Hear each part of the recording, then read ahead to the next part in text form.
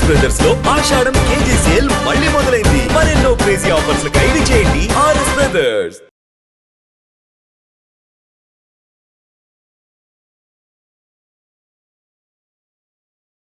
అయితే మీరు ఆ బిగినింగ్ డేస్లో ఎదురు దెబ్బలు ఏం తినలేదండి? మామూలు కేక్ వాక్ లాగే అయిపోయిందా? బిగినింగు ఓపెనింగు అట్లా రావడం ఒక 2 ఏళ్ళ పాటు 2-3 ఏళ్ళు అలాగే జరిగింది బాగా బిజీగా. మీకు తెలియదు ఏముంది, మీకు తెలిసే ఉంటుంది కదా.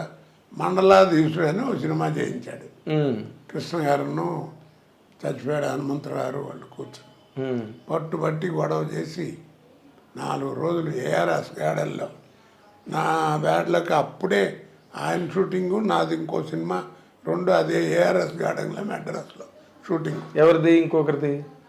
నాది ఏదో సినిమా జ్ఞాపకం లేదు. ఎన్టీ రామారావుదా? లేదు, నేను మామూలుది. ఈయనది కృష్ణ గారు దాంట్లోనే. Okay okay.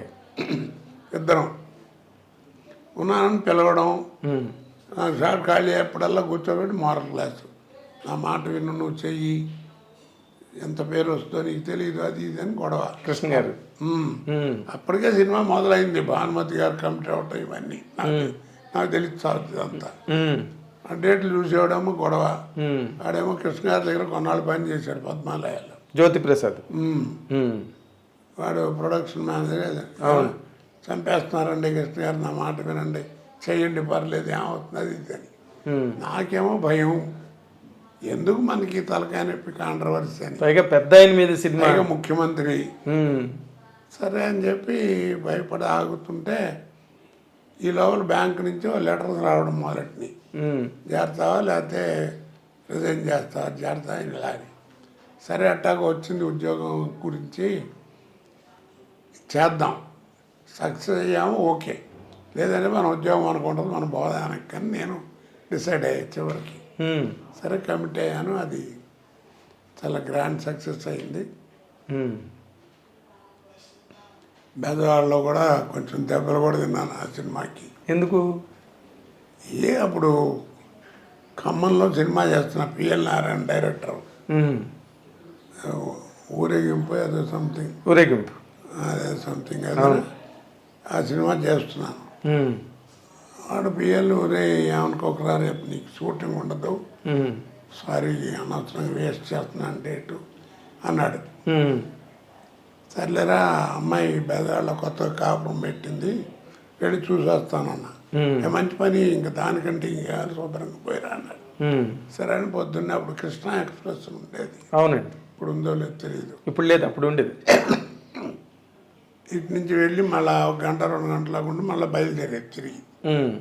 సరే దాంట్లో వెళ్ళేవాడు విజయవాడ అంతా, రైల్వే స్టేషన్ అంతా పచ్చ జెండాలు నాన్న హడావిడిగా ఉంది. తెలుగుదేశం హడావిడి అంతా.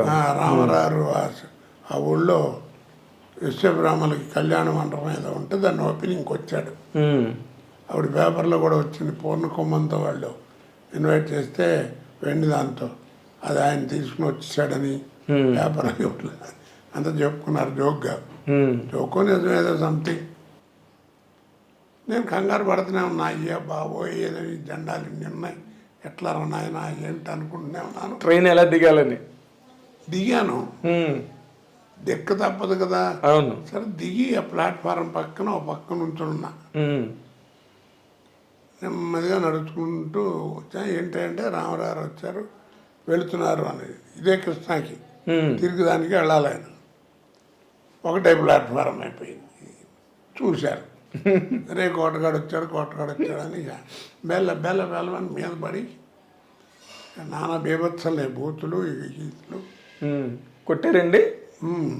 ఒకడైతే ఇద్దరు ముగ్గురు పటాపట వేసారు దెబ్బలు.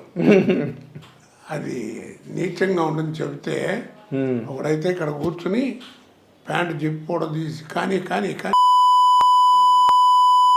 నీకేంట్రా ఏమొచ్చిందో బేపను ఇలా బూతులు ఇష్టం చట్టం చేయటం చేస్తుంటే ఏం చేయాలి అర్థం కాదు. చచ్చిపోతానేమని భయం. అదేలే, లక్కీగా అటు ఇటు దొల్లిగట్టు సాపేకనే తుడితే ఆ పక్క నుంచి పారిపోయా. బయటకు వచ్చి రిక్షా ఎక్కాను నుంచుని. ఓపెన్ టాప్ రిక్షా ఉంటాయి. సరే అందలేదు. ఆ టైంలో పోలీసు వాళ్ళు వచ్చి మొత్తానికి పంపించారు. అలాగా బ్యాడ్ ఇన్సిడెంట్లు కూడా జరిగినాయి. చెప్తున్నా అదే కాకపోతే నాకేంటంటే దానివల్ల సినిమాలు పోయినాయా భయం ఉండేది కాదు. ఎందుకంటే కృష్ణ గారు మంచి ఫామ్లో ఉన్నాడు అప్పుడు. నెలకు ఒక సినిమా రిలీజ్ అయ్యి ఇంచుమించు ఏదో సినిమా. అదేలే ఆ సినిమాలు అన్నింటిలోనూ వేషాలు ఉండేవి నాకు. అదేలేండి. ఆయన వాళ్ళకి మారల్, మీరు మంచి నటుడు అవడమే కాకుండా మారల్ రెస్పాన్సిబిలిటీ కూడా ఉంది కదా. ఆయన చెప్పకుండా అన్నింటిలోనూ ఉండేది. తర్వాత తెలిసేది ఏమైందంటే కృష్ణ గారు చెప్పారండి అని మామూలుగా అంటారు కదా. అలా నాకు అందువల్ల నాకు సినిమాల్లో వేషాలు లేవని బాధ లేదు. కాదు, ఇప్పుడు ఇలా మీరు దెబ్బలు తిన్నారు విజయవాడ స్టేషన్లోనని కృష్ణ గారికి తెలిసిందండి? కృష్ణ గారికి చెప్పారు ఎవరైనా? వచ్చిన తర్వాత కృష్ణ గారు నవ్వుకుంటూ ఆయన ఏమే బెజవాడలో కొట్టారంట కదా ఆయనకి సరదా అవతరాలని పంపించడం అంటే జోక్ కాదు. అవును, ఆయన సినిమా పోయినా ఆయన అలాగే మాట్లాడి. అవును, దానికి ఒక ఉదాహరణ ఉంది. ఒక సినిమా రైతు బిడ్డ ఏదో సినిమాలో ఎదురుకుండా భరద్వాజ ఆఫీస్ ఉండేది ఎదురుకుండా వాళ్ళ నాన్నగారి ఇంట్లో ఎదురుకుండా ఇంట్లోనే. అక్కడ ఉండేది చిల్లర కళ్యాణం వాళ్ళు సినిమా తీస్తున్నారు. నా దగ్గర డేట్లకు వచ్చారు. 15 రోజులు ఎంతో కావాలని. డైరీ ఇది సంఘాన్ని చూపిస్తే ఖాళీ లేదు. ఏదో ఒక రోజు 2 రోజులు అంటే అడ్జస్ట్ అది లేదు. వాళ్ళు ఏం చేశారు, అక్కడికి వెళ్ళి ఎవరో మొత్తానికి కృష్ణ దొరకట్లేదండి కోట గారు, డేట్లు ప్రాబ్లం అట్టున్నా 3 లక్షలు అడుగుతున్నాడు అని చెప్పారట. 3 లక్షలు ఏంటి ఆయనకి అప్పుడే అని కృష్ణ గారు వాళ్ళు కోపం వచ్చి కృష్ణ గారు పక్కన ఫోన్ తీసుకుంటారన్న ఫోన్ చేశాడు. పద్మాలయాలో కాస్ట్యూమ్ కృష్ణ బట్టలు కుట్టుకుంటూ అక్కడ ఉన్నాడు. బాగుంటాడు లాక్ 2 నెలలు పట్టి వేయించారు. అతను వేస్తున్నంతసేపు కృష్ణ గారు నన్ను ప్రాణం తీస్తూనే ఉన్నాడు. జాగ్రత్త, పొట్టిగా ఉంటాడు, భలే ఉన్నాడు, వాడు చేస్తున్నాను, నవ్వు వచ్చేస్తుంది, వీళ్ళని అద్భుతంగా ఉంది, నువ్వు జాగ్రత్తగా ఉండాలి, నిన్ను చూసి సత్యనారాయణ గారు లేట వణికారు, నువ్వు ఇంకా అంతకంటే ఎక్కువ వణకాల్సి వస్తుంది, అది ఇది వాళ్ళకంటే పౌరాణిక సినిమాలు అన్నీ ఉన్నాయి, నీకేమి లేవు, సోషల్ అది ఇది అని ఏడిపించేవాడు.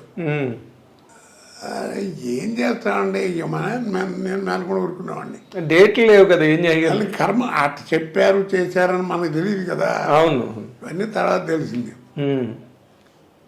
ఆ సినిమా తెనాల్లో చిట్టి అంటారే మహారాజు కొడుకు, అవును, తిరుపతి చిట్టి, వాడు డైరెక్షన్లో రైతు బిడ్డ ఏదో సినిమా చేస్తున్నా. అక్కడ ఈయన హీరో. రైతు భారతమా కాదు, రైతు బిడ్డ లాంటిది ఏదో. Okay okay. సినిమా చేస్తుంటే కోట సినిమా పోయింది, ఫ్లాప్ అయింది, అట్ర ఫ్లాపు. వాళ్ళే రిలీజ్ ఆయనకి అక్కడ గుంటూరు దగ్గర షూటింగ్. నువ్వు ఉంటే బాగుండేది అన్నారు అందరూ. అక్కడ కాస్ట్యూమ్ కృష్ణ ఇచ్చాడు, మొత్తం పోయింది సినిమా అది అని ఆయన నవ్వుకుంటూ చెప్పాడు.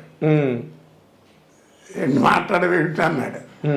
నేను చెప్పాను, ఏముంది సార్, ఒక్కటే నాకు ఎప్పుడు నమ్మేది, 0 క్యాండిల్ బల్బుకి 100 క్యాండిల్ బల్బుకి హోల్డర్ ఒకటే, స్విచ్ చేసినప్పుడు దాని వెలుగు తెరుస్తుంది, ఎందుకంటే ఏం చెప్పాలి అని కృష్ణ గారికి చెప్పారా మీరు? కృష్ణ గారితో అన్నాను. ఆయన ఓ నవ్వు, గొప్పదేగా ఎక్కడ పుట్టొస్తాయని నీకు మాటలని. ఇట్టప్పుడు షూటింగ్ అప్పుడు కూడా జోకులు చెప్తూ ఉండేవాడిని కదా. అవును అవునవును, నాకు గుర్తుందండి. దాంట్లో పాపం ఆయన అందులో కొంచెం జోవియల్గా ఉంటాడు, చాలా జోవియల్ మనిషి, స్వాభావికంగానే బాగా మనిషి, ఆయన మంచి మనిషి. వ్యక్తిగతంగా ఎలా ఉన్నా పర్సనల్గా బిహేవియర్ అది బయట అసలు చాలా సరదాగా ఉంటుంది, మంచి తేడా ఏముండదండి, ఎంత చాలా హ్యాపీ అందరితో. అందులో కొంచెం నటుడు బాగా మంచివాడు అంటే కొంచెం మంచి గౌరవం ఇచ్చి అభిమానిస్తారు, కొంచెం అభిమానం ఎక్కువ ఉండేది. అవును, అప్పుడు ప్రభాకర్ రెడ్డి గారు వీళ్ళంతా. అవునండి. ఇప్పుడు ఎన్టీ రామారావు గారితో మీకు ఇప్పుడు ఆ సినిమా ద్వారా జరిగింది, మళ్ళీ రామారావుతో మీకు సర్దుకుందండి తర్వాత రోజుల్లో, అంతేనా? అలాగ మళ్ళీ ఇంకెక్కడ కలయిక కానీ? అప్పుడు రామారావు గారు బ్రహ్మర్షి విశ్వామిత్ర అనుకుంటా ఉమ్, సినిమా చేశాడు ఆయన, ఓన్గా తీశారు ఉమ్, రామరారే. అవును. అదే ముఖ్యమంత్రి ఎందుకు చేయకూడదని ఆయన ఉమ్, బాడీ వీడెందుకని ఓన్గా తీశారు. ఉమ్, ఆ సినిమాకి డబ్బింగ్ చెప్పడానికి మద్రాసు వచ్చాడు. ఉమ్, చెప్పి వెళ్ళిపోతూ ఎయిర్పోర్ట్లో యాక్చువల్గా ఆయన వచ్చారంటే వంది మహాత్ములు వస్తారు కదా, అవును కదా మరి. ఒక 25 మంది పక్కన మంచి ఆజాన్ బాహు పచ్చని డ్రెస్సు సన్యాసిని వచ్చేకు పోగు కిర్రు చెప్పులు వేసుకుంటూ వస్తున్నారు.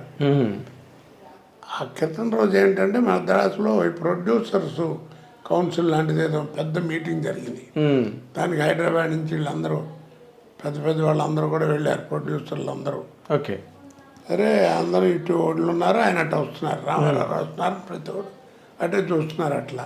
ఉమ్, నేను నాకు ఎందుకు వచ్చిందో ఐడియా, కావాలన్నా సూట్ కేసు అక్కడ పెట్టి మన విజయ్ చంద్ర లేడు, అవును. అతనున్నాడు నా ముందు, మరి అతను గుర్తుందో లేదో, సూట్ కేసు అక్కడ పెట్టి ఒక్క నిమిషం సూట్ కేసు చూస్తుండ అన్న.